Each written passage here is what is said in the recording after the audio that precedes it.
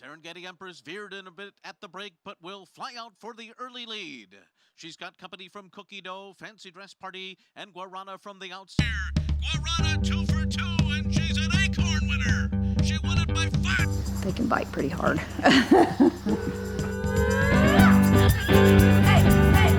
More than half of the mares in the U.S. are bred with Kentucky stallions. All thoroughbreds came from 3 stallions. You can trace every thoroughbred back to 3 stallions. The Darley Arabian, the Godolphin Arabian, and the Byerly Turk were Arabian horses. All thoroughbreds descend from these 3 Arabian horses. The industry is governed by the Jockey Club, which is the breed registry. Three Chimneys Farm is one of the 450 thoroughbred farms in the Lexington area.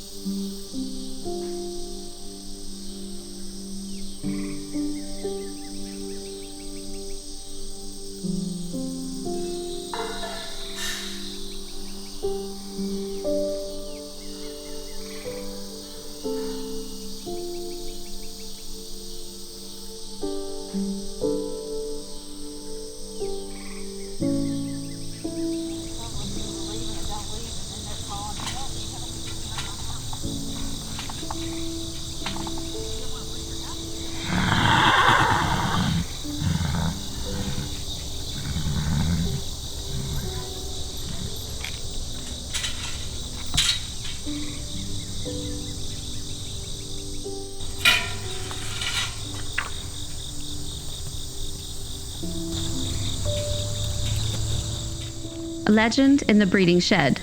That's Sandy Hatfield, the stallion manager in the farm.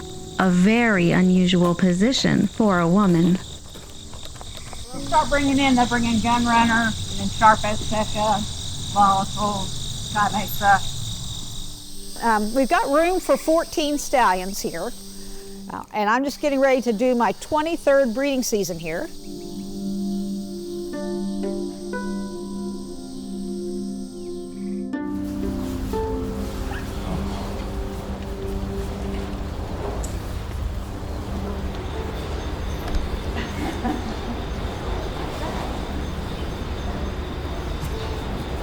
Most horses can breed artificially, but the exception is breeding a thoroughbred. For that, a stallion would always cover a mare in a breeding shed.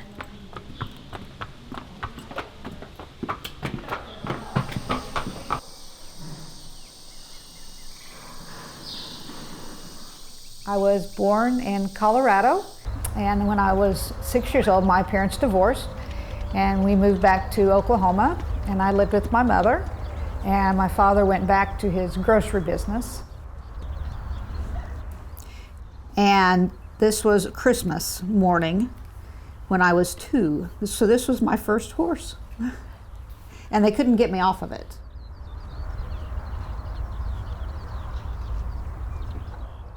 This is when my first job in Lexington. Between my junior and senior years in college, I took care of yearlings at Gainesway Farm. And this was one of the fillies that I took care of. Showed horses at the sales, and I pulled all the manes for the sales and worked with mares and foals. So we had a new stallion come in, and he was there, and they were teaching him to breed and needed a helping hand, so I went over there, and that was my first experience. And we would get her prepared. We put the boots that we have here on her hind feet. So if she should kick the stallion or one of us, it hurts. It's still, yeah, they're very, very powerful.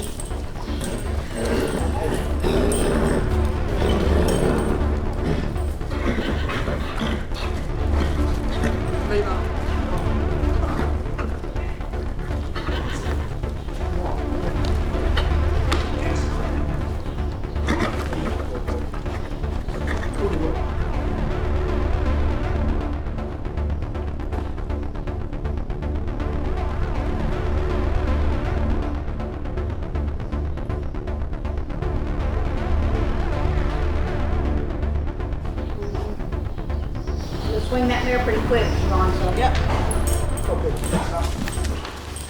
The horses are aggressive. You have to love them. You have to learn how to work with those kind of horses. So not everybody wants to do that.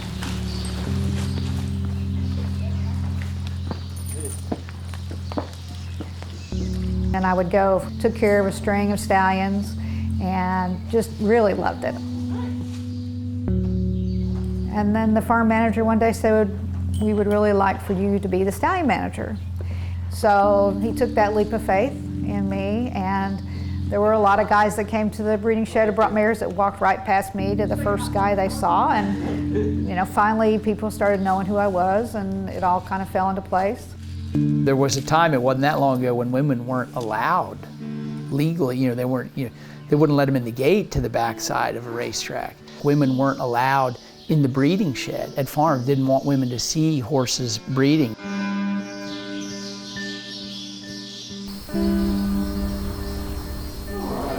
My job is really very focused on the stallions in the breeding shed. I think from the receiving barn, once you get the mare teased, washed, and she comes into the shed,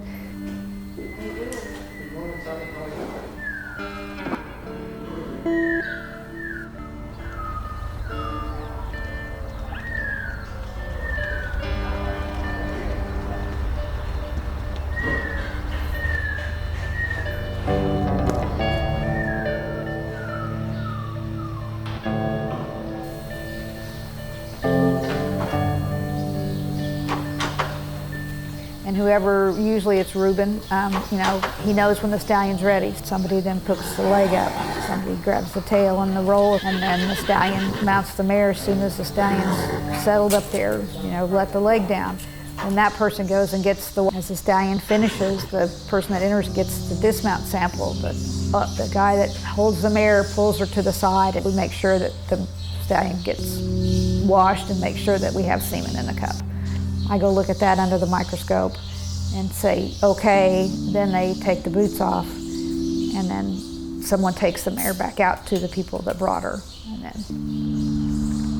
Okay. So with that genetic pool being so small, we have to be really careful. And to, for us, if we could freeze and ship semen, sure, you wouldn't need Lexington, You would need the concentration of stallions here and the concentration of good mares.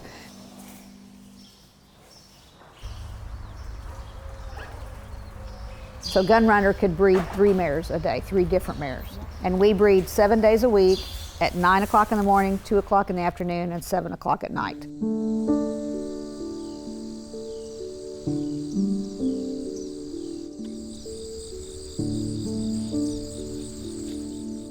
I think there's a lot more women than there used to be, but again, I think doesn't seem like they stay. Why don't you think about it and review? And I don't know why that is. Those, Liza and Bailey and Katie and those people, what do they see the industry? What do they see their lives being?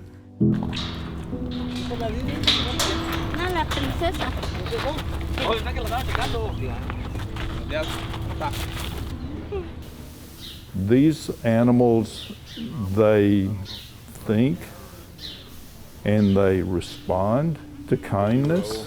And if there's anger in that animal, then I want to be able to recognize it.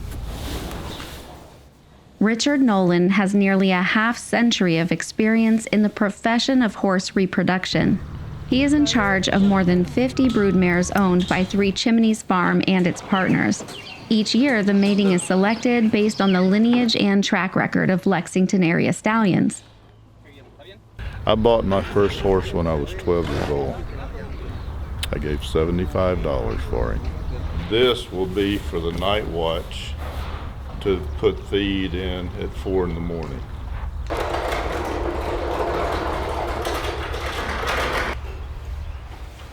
One of the reasons that girls are really good with the horses is because they're more compassionate, they're more gentle, they're more observant. And I tell everybody, your biggest asset is not your intelligence or your degree. Your biggest asset are your eyes.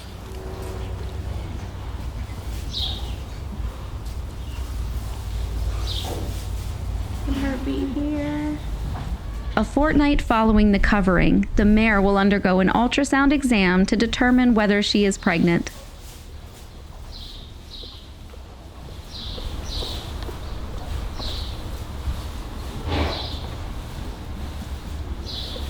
Really, really far back by the opening.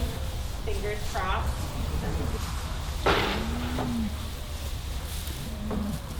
She is a 0, 0,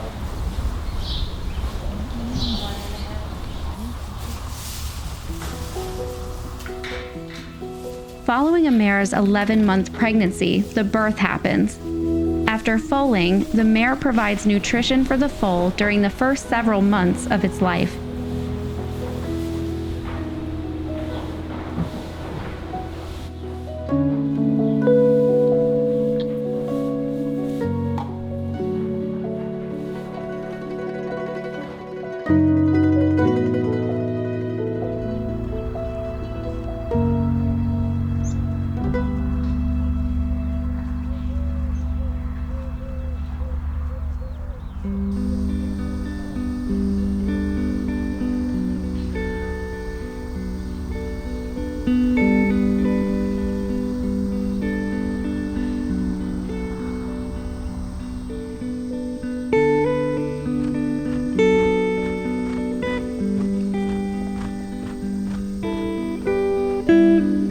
Kirsten Near's love for horses came from her grandfather. Together, they would read the stallion registry and pick their favorites. She is now the resident vet at the farm. It's pretty fascinating. So I think in 1960, 98% of people were male. This shows the CT views of it, and you can see this is 5'6". It should be just a perfect. That's little right, it ellipse. should be circular. And it's made this huge shift. I think there were 140 people in my veterinary school class at University of Pennsylvania, and we graduated in 2013. And there were 10 men out of 140. I mean, what a big shift, you know. I think the largest gender shift of any profession in the country, which is pretty substantial.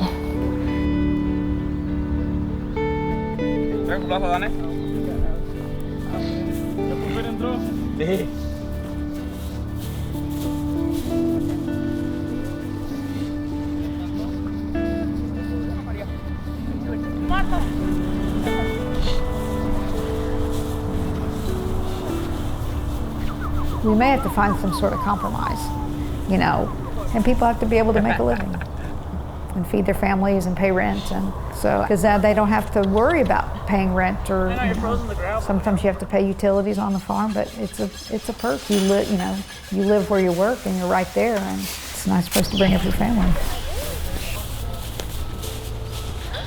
Let me get it back for you. Yeah.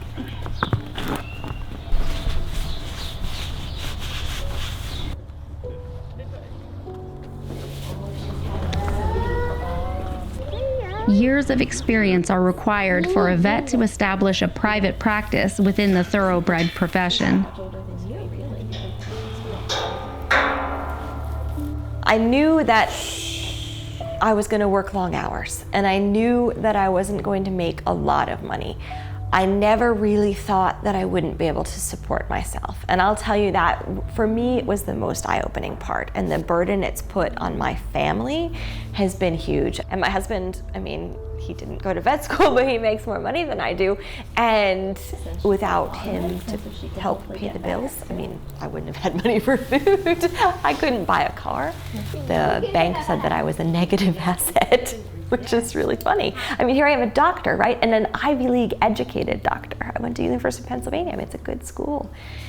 But yeah, the financial part is really challenging. It's really challenging. And I think it took me 5 to 6 years out of school to kind of build up enough clientele and build up enough of a name for myself, really go out and push for the bigger jobs and the ability to kind of make enough to support myself, which it's not been easy.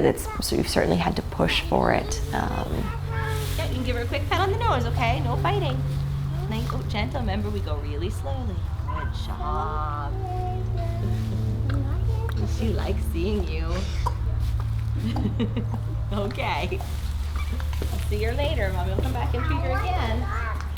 While we're asleep. Yeah, while you're asleep. Mommy will come next time.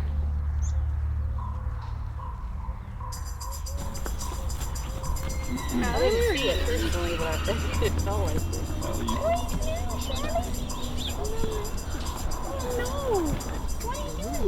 January 1st, the yearlings, regardless of their birthday, are officially now yearlings. Through January, February, March, even April, we closely monitor their growth and development, and we're vaccinations, dewormings, all the herd health aspects, and we're caring for them, but they're very much just allowed to be horses. Just growing and developing as athletes out in the field, exercising, understanding the pecking order, the social aspects of being a herd animal is very important to their development as future athletes. When you get into April and May and you have a specific sale in mind, the routine for the horses starts to change. We'll change their diet and change their exercise, change their care in an effort to, from the end of May or 1st of June through early September, basically a 100-day period of sales preparation. We change their routine over that time gradually, incrementally, pushing them more and more towards kind of optimum development. And it varies from one individual to the next. All the hurricanes coming.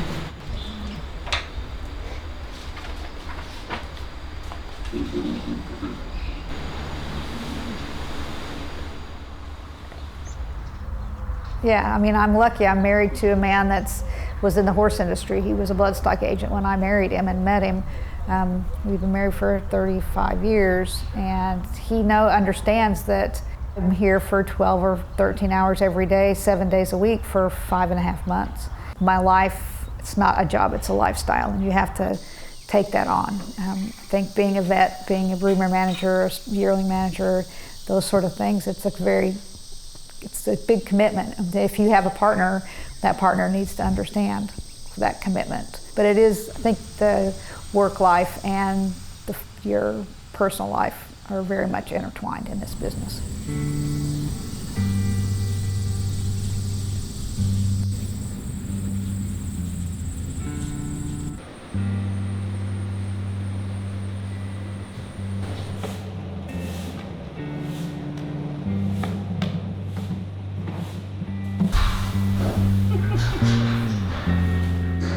A lot of the girls they can't clean stalls as fast as the guys, and that makes the guys mad, and they can't I got to handle the bad colts because, she's not strong enough.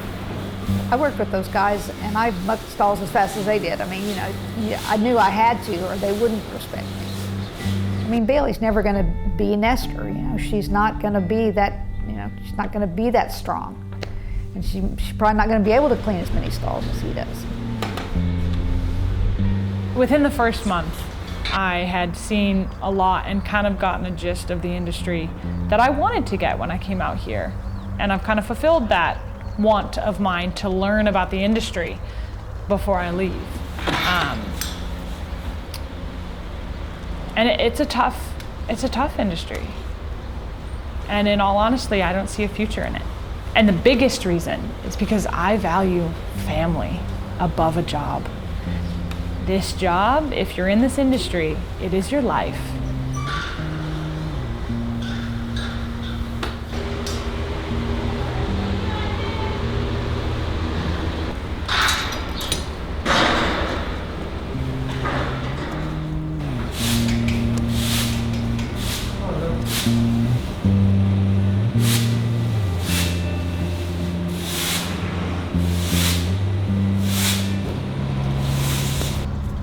Joining the Three Chimneys Farm in 2018, Katie Ott was excited to work alongside industry role model Sandy. At first, Katie worked with the yearlings and assisted Sandy in the stallion shed. Today, Katie is the assistant manager at the farm. There's a lot of people like me who are, assistant managers or grooms that care so much about the job because we've worked so many years working a 6-day, 7-day work week that you just develop this ownership of your job, of your farm, of your horses, and taking too much time off is like a crazy thought. You should have a social life, like you should, and I should, but I don't. I've just trained myself over the years to fully accept that this job is my life and I don't need more than this because these horses are everything to me. Like they mean everything to me. I want only the best for them. And the unfortunate truth to being a female in the thoroughbred industry, it's pretty much inevitable that it's gonna happen. It's inevitable. Like you're gonna experience some sort of harassment, whether it be sexual harassment or just harassment in general, just because you're a girl. It's just inevitable, and there's not much you can do to change it, but the way that you react to it is what can really set you apart, and keep you going. You have to harden yourself. From 2017, when I started working with thoroughbreds until now, I can tell you that my 2017 self and my 2021 self are very different people. But I'm definitely not the first person that this has happened to. I'm not the last. I think it happens to everybody. That's the hard part when it comes to this, when it comes to females working on these farms.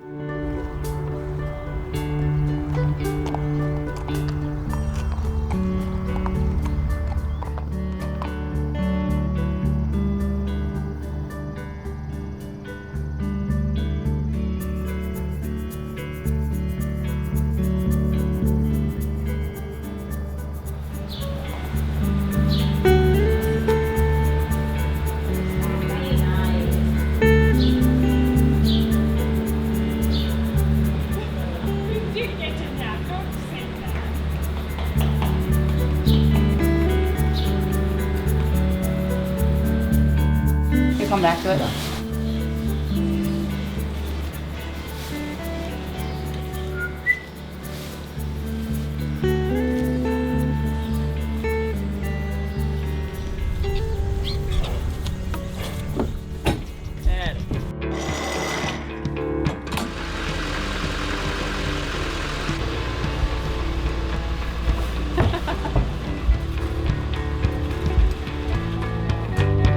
Keeneland's September Thoroughbred event is the most important yearling sale.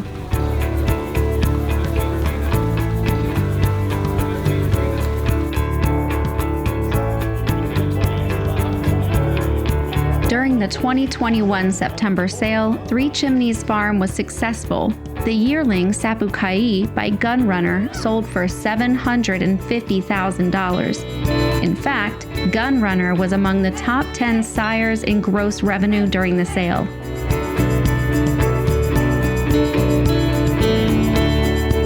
Far behind and now Florent Giroux lets Gunrunner go, and he's opened up a 4-length lead.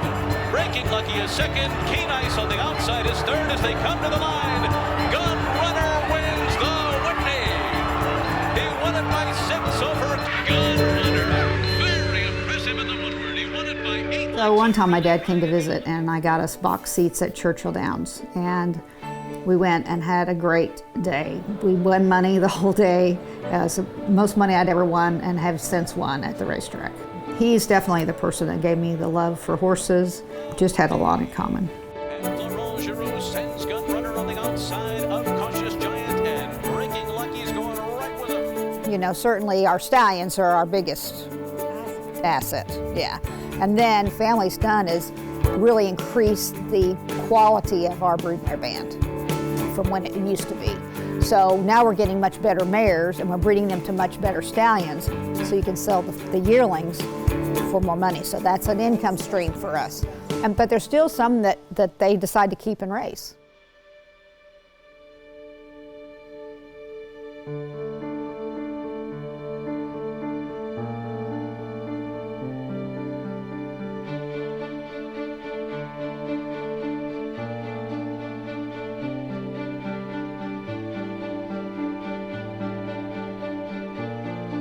We're really behind as far as integrating females into stallions, because I fully believe that females actually get along better with stallions.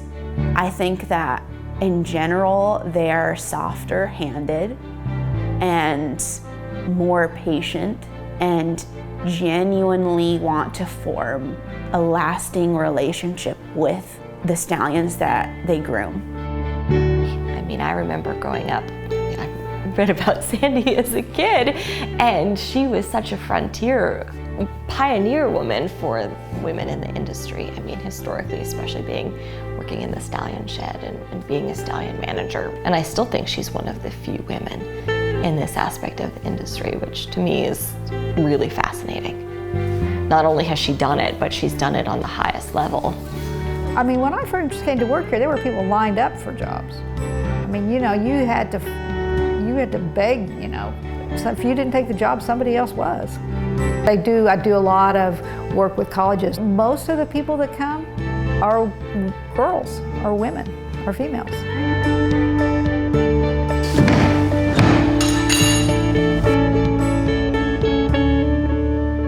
Women have finally conquered the restricted, male-dominated thoroughbred industry.